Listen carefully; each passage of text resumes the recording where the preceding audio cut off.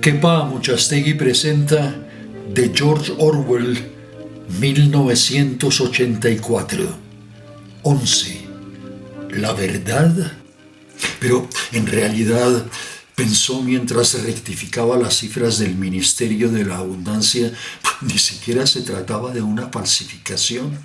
Era solo sustituir un disparate por otro. La mayor parte del material con que trabajaba no guardaba la menor relación con el mundo real, ni siquiera la de ser una mentira descarada. Las estadísticas eran tan fantasiosas antes como después de ser rectificadas. Muchas veces se suponía que tenías que inventarlas tú mismo. Por ejemplo, la previsión del Ministerio de la Abundancia había calculado la producción de botas para el cuatrimestre en 145 millones de pares. La verdadera producción era de 62 millones. Winston, no obstante, al reescribir la predicción, la había rebajado a 57 millones para permitir la habitual afirmación de que la cuota había superado las previsiones. En cualquier caso, los 62 millones no estaban más cerca de la verdad que los 57 millones o que los 145 millones. Lo más probable era que no se hubiese fabricado ninguna bota. Y aún más probable era que nadie supiera cuántas se habían fabricado y que a todo el mundo le trajera sin cuidado. Lo único que se sabía era que cada trimestre se registraba sobre el papel una cantidad astronómica de botas cuando la mitad de la población de Oceanía iba descalza. Y lo mismo ocurría con todos los datos archivados, grandes o pequeños. Todo se difuminaba en un mundo de sombras en el que incluso la fecha de los años se había vuelto poco fiable. Winston echó un vistazo al otro lado de la sala.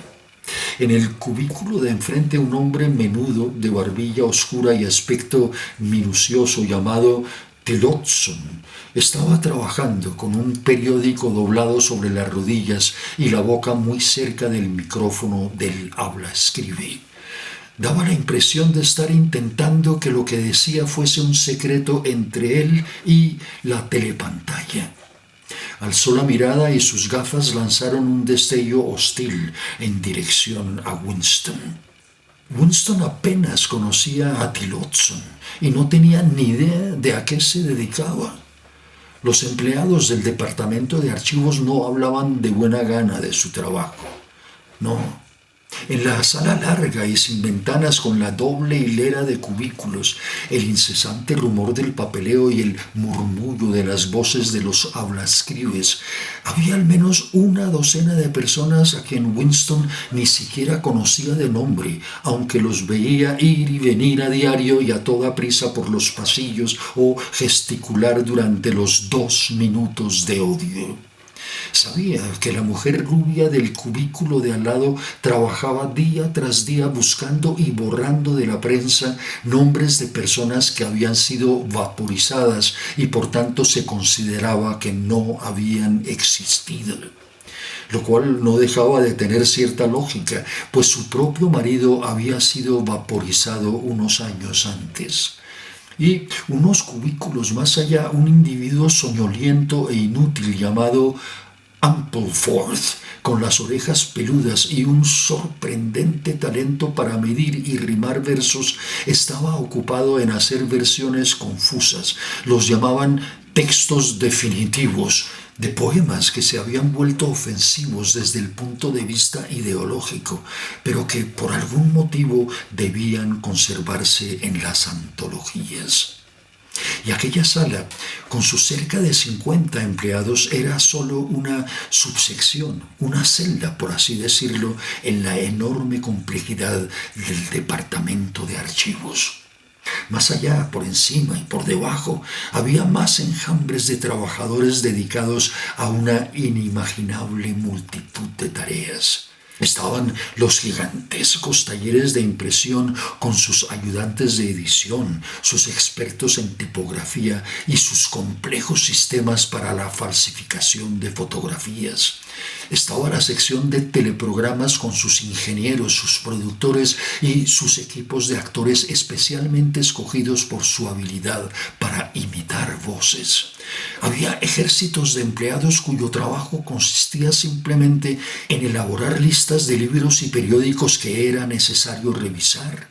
Estaban los enormes depósitos donde se almacenaban los documentos corregidos y los hornos ocultos donde se destruían los ejemplares originales. Y en algún lugar, de manera casi anónima, estaban los cerebros que coordinaban todo el trabajo y bosquejaban la política que hacía necesario que se preservara un fragmento del pasado, se falsificara otro y se borrara un tercero de la existencia. Y al fin y al cabo, el Departamento de Archivos no era más que una rama del Ministerio de la Verdad, cuya labor principal no consistía en reconstruir el pasado, sino en proporcionar a los ciudadanos de Oceanía periódicos, películas, libros de texto, programas de telepantalla, obras de teatro y novelas con todo tipo de información, instrucción y entretenimiento imaginables, de una estatua a un eslogan, de un poema lírico a un tratado de biología o de una cartilla escolar a un diccionario de nueva lengua. Y el ministerio no solo tenía que suplir las múltiples necesidades del partido, sino también repetir toda la operación en un nivel inferior a beneficio del proletariado. Había toda una cadena de departamentos dedicados a la literatura, la música, el teatro y en general todos los espectáculos proletarios. En ellos se producían periódicos basura que solo contenían noticias deportivas, de sucesos y astrología, noveluchas sensacionalistas de 5 centavos, películas que resumaban sexo y cancioncillas sentimentales que se componían por medios enteramente mecánicos en una especie de calidoscopio particular llamado versificador. Había incluso toda una subsección cuyo nombre en nueva lengua era sec porn, encargada de producir pornografía de ínfimo nivel que se enviaba en paquetes sellados y que ningún miembro del partido que no trabajara en la sección podía ver. Mientras Winston trabajaba salieron 3 mensajes del tubo neumático, pero eran cosas sencillas y las terminó antes de que lo interrumpieran los 2 minutos de odio. Cuando terminó el odio, volvió a su cubículo, cogió el diccionario de nueva lengua del estante, apartó el hablaescribe a un lado, se limpió las gafas y empezó su labor principal de esa mañana. El mayor placer en la vida de Winston era su trabajo. La mayor parte del tiempo era tedioso y rutinario, pero también incluía tareas tan difíciles e intrincadas que podías perderte en ellas como en las profundidades de un problema matemático. Delicados casos de falsificación en los que solo podías guiarte por tu conocimiento de los principios del sourcing y tu intuición de lo que el partido quería que dijeras. A Winston se le daban bien esas cosas. En una ocasión incluso le habían confiado la rectificación de los editoriales del Times, que estaban totalmente escritos en nueva lengua. Desenrolló el mensaje que había apartado antes a un lado y que decía así: Times 3-12-83, informe orden día hermano mayor dobles más malo, refs no personas reescribe tot enviaut antiarchiva.